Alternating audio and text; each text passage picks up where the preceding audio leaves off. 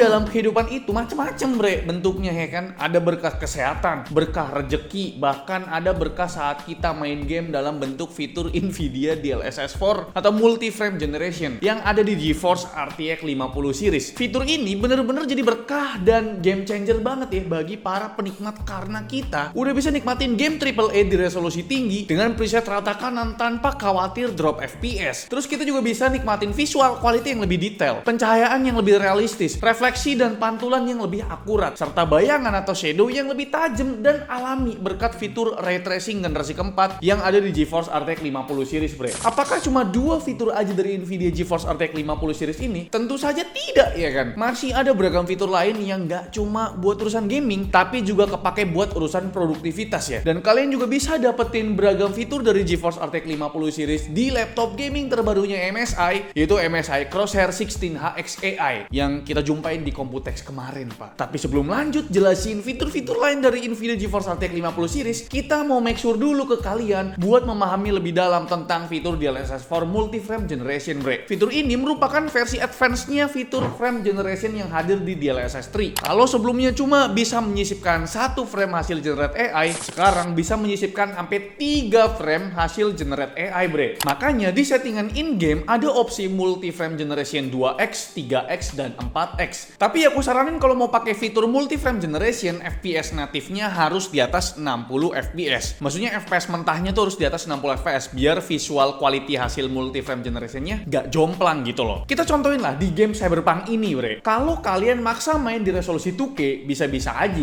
pakai multi frame generation karena dapat 140 fps rata-ratanya. Tapi ya visual quality-nya agak burik karena base FPS native-nya masih di bawah 20 fps. Sedangkan kalau kalian cuma main di 1080p, tentu ya visual quality-nya itu lebih baik karena base FPS native-nya atau FPS mentahnya udah mendekati 60 fps. Kalau di resolusi 1080p ini, setelah kita aktifkan multi frame generation 4x, rata-rata FPS-nya udah tembus 200-an fps bre. Ini udah pakai ray tracing ultra loh. Di game Black Myth Wukong juga sangat kebantu bre oleh fitur DLSS 4 multi frame generation. Contohnya aja di resolusi 2K dengan preset cinematic dan ray tracing-nya very high. Kalau tanpa DLSS cuma dapat sekitar 26 fps bre. Sedangkan kalau MFG-nya kita set 4x, langsung tuh tembus ratusan fps lebih. Sedangkan kalau main di resolusi 1080p, performa native tanpa DLSS itu sekitar 42 fps. Dan ketika MFG 4x-nya aktif, langsung dah ya melonjak 3 kali lipat, dapat rata-rata hampir 130 fps bre. Kita juga ada cobain game yang masih fresh banget bre, yaitu Doom The Dark Age, karena ini game udah support DLSS 4. Kita cuma tes di 1080p dengan preset rata kanan yaitu Ultra Nightmare. Kalau tanpa DLSS kita cuma dapat rata-rata 78 fps, tapi setelah aktifin DLSS 4 quality dan multi frame generation, langsung dah FPS-nya tumpah ruah sampai 258 fps bre. Kita juga ada tes game yang gak kalah baru, yaitu Monster Hunter Wilds yang baru aja dapat pembaruan fitur DLSS 4 multi frame generation bre. Kita tes di resolusi 2K aja, ternyata masih sangat enjoy dimainin walau tanpa bantuan DLSS. Kita di sini tes pakai preset high dan ray tracing-nya high juga. Ternyata masih dapat 57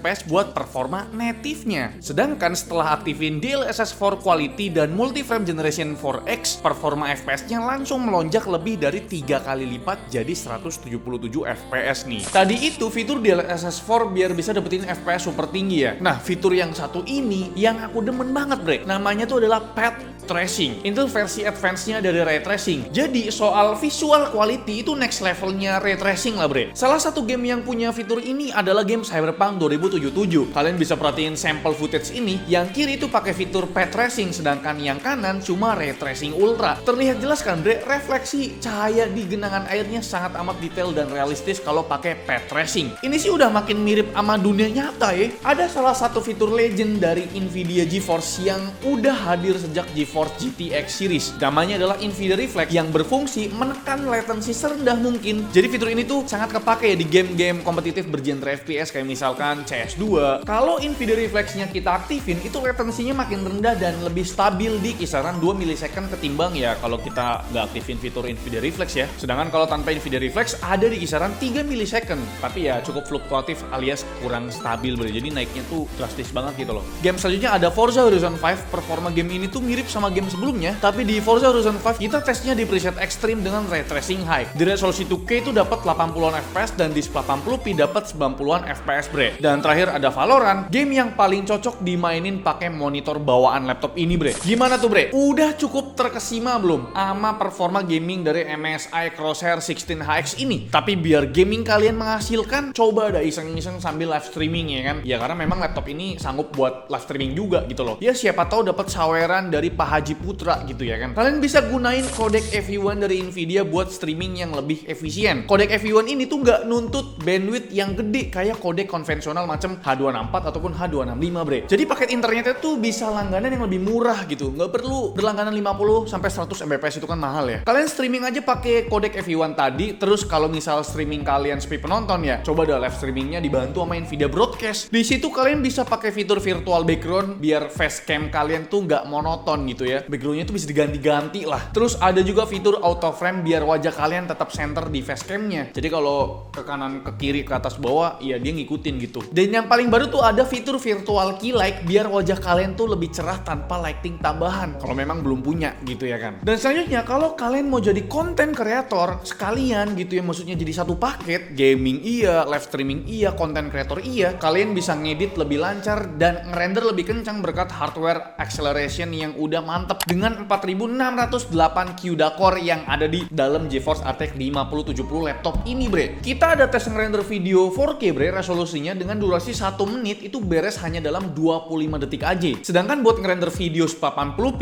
kita coba yang durasinya 10 menit video. Hasilnya bisa selesai dalam waktu 1 menit 14 detik. 1:10 itu, Pak, kencang sekali ya. Nah, soal preview itu nggak usah ditanya, bre. Udah sedep banget gitu loh. Preview footage 4K di set full, lancar jaya tanpa kendala. Nah, kalau kalian mau belajar 3D creation ya, yang bayarannya tuh lebih gede pastinya ya, kalian bisa memanfaatkan fitur Nvidia Optic Render di aplikasi Blender yang diklaim punya kemampuan render 2 kali lipat lebih kencang ketimbang Nvidia CUDA Render. Ini terbukti bukan omon-omon, bre. Kita tes render image scene barbershop yang cukup kompleks ini, kalau pakai CUDA Render masih tembus 3 menit lebih. Sedangkan kalau pakai Optic Render cuma 1 menitan aja, bre. Simulasi produktivitas lainnya kita contohkan buat teks berbasis AI seperti Generate Text dan Generate Image. Di GeForce RTX 5070 udah kenceng banget karena punya 144 tensor core yang kemampuan komputasi AI-nya up to 798 TOPS. Buat Generate Text di LM Studio pakai model DeepSeek lama 8 billion, performanya cukup tinggi di 59 token per second. Sedangkan buat Generate Text kita tesnya di aplikasi Amuse pakai model Stable Diffusion XL Turbo dengan prompt Cute Waifu with Glasses. Hasilnya laptop ini bisa generate satu waifu dalam waktu sekitar 3 detik. Sekalian mau klarifikasi nih ya, setelah diskusi dengan Pak Alfa Jonathan, ternyata cara ngebaca performa generate image di aplikasi Amuse, baiknya yang disebutin itu elapsed time-nya, bre, bukan performance yang satuannya iteration per second. Jadi ya kita mau minta maaf juga nih ke kalian, karena di beberapa video review sebelum ini, pas pembahasan generate image kita malah nyebutin performance iteration-nya. Oh ya, bre, ini maaf nih agak terlupakan gitu ya. Sebelum menikmati beragam fitur dari Nvidia GeForce RTX 50 series, kalian tuh harus pastikan kalau driver Nvidia-nya udah yang paling update ya. Caranya gampang, kalian tinggal install Nvidia app ya. Nanti ada menu driver yang bakal menginfoin apakah driver di laptop ini udah up to date atau belum gitu loh. Kalau belum ya kalian bisa langsung download dan install dari Nvidia app-nya ini. Nggak perlu ke websitenya gitu ya, jadi gampang gitu. Terus ada juga menu grafik yang bisa kita pakai buat pilih preset grafik di tiap game tanpa perlu masuk ke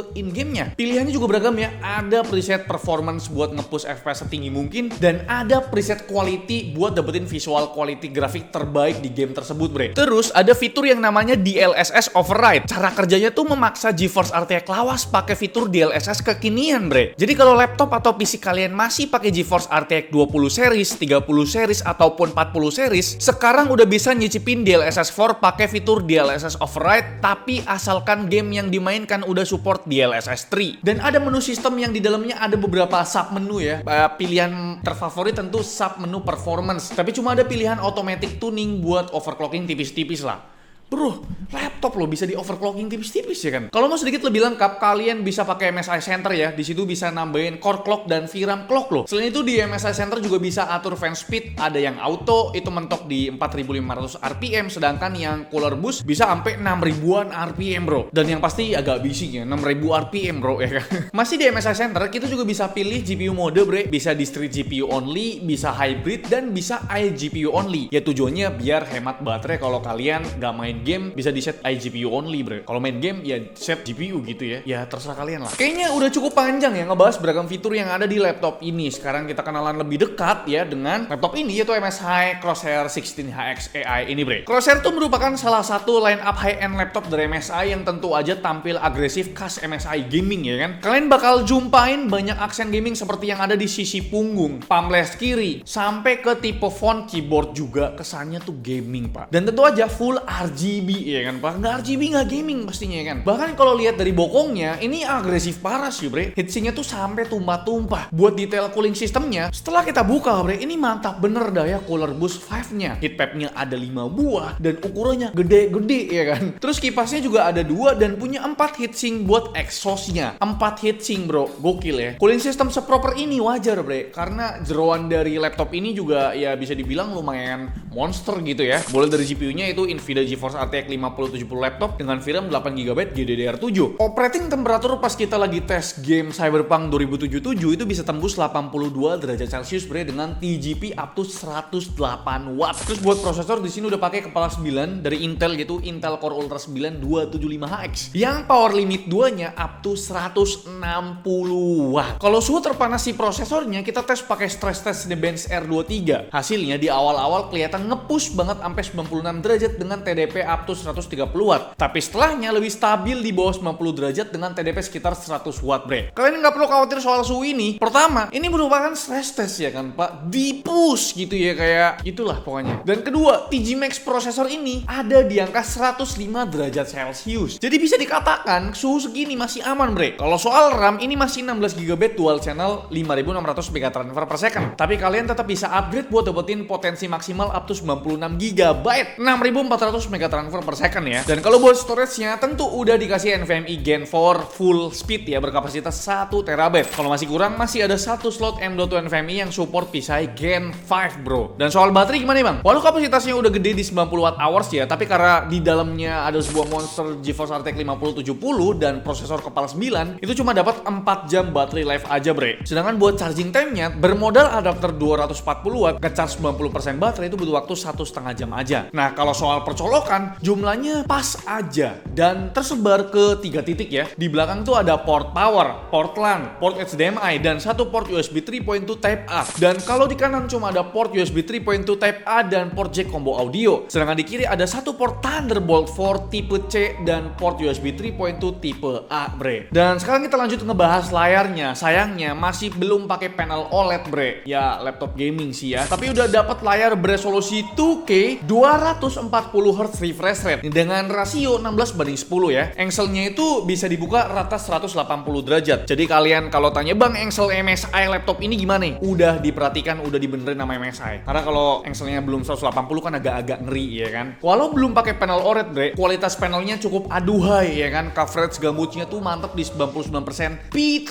bukan sRGB, ini P3 bro. Maksimum brightness-nya sangat terang up to 516 nits dan punya akurasi warna yang super akurat di bawah 1 delta ya bre. Jadi layarnya ini bukan kaleng-kaleng lah ya. Dan sekarang kita lanjut bahas utilitas lain di laptop ini, mulai dari konektivitasnya. Selain ada port LAN tadi, WiFi di sini udah WiFi 6E dan punya Bluetooth versi 5.3. Kalau buat operating systemnya, tentu udah dapat Windows 11 Home original dan sudah teraktivasi dan sudah termasuk Microsoft OHS alias Office Home Student juga pastinya. Dan terakhir soal speaker sama webcamnya, speakernya masih stereo aja tanpa woofer dan webcamnya cuma bisa rekam 720p ya kan. Ya inilah laptop gaming ya kan. Dan langsung aja berikut sampelnya bre. Sudah cukup legend dan sudah banyak fitur yang bahkan digunakan oleh Microsoft Windows gitu. Contohnya ada virtual background. Ini selain bisa buat ngeblur, bisa juga kita hapus background kita dan atau kita ganti. Nah, sepertinya yang ini lebih cocok. Oke, setelah virtual background ada namanya fitur auto frame. Agak ngezoom, tapi ini fitur bikin kita tetap selalu di center. Contoh kita geser ke kiri. Nah, dia otomatis menyentarkan, memusatkan wajah kita di tengah frame. Geser lagi ke kanan. Itu dia.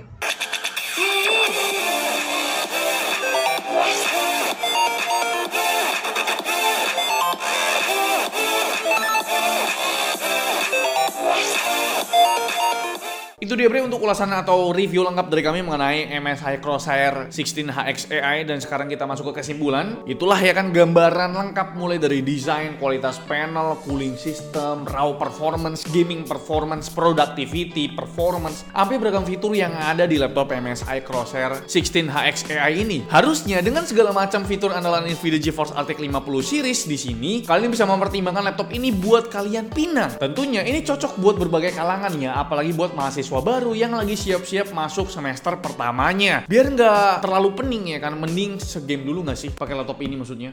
Gimana kalian, coba dah komen di bari di sini ya. Tapi gimana Bre menurut kalian mengenai laptop ini? Buat harganya sendiri sih ya udah pasti ya masih mahal sih ya, karena 50 series ya sekitar 30-an ya, 32-33 juta. Gimana kalian, coba komen di bawah. Like video ini kalau kalian suka, dislike kalau kalian jelek banget. Jangan lupa untuk tekan tombol subscribe warna putih karena sudah bukan warna merah lagi, Pak. Self fans lakukan. Terima kasih. Sampai jumpa di video selanjutnya. Bye bye.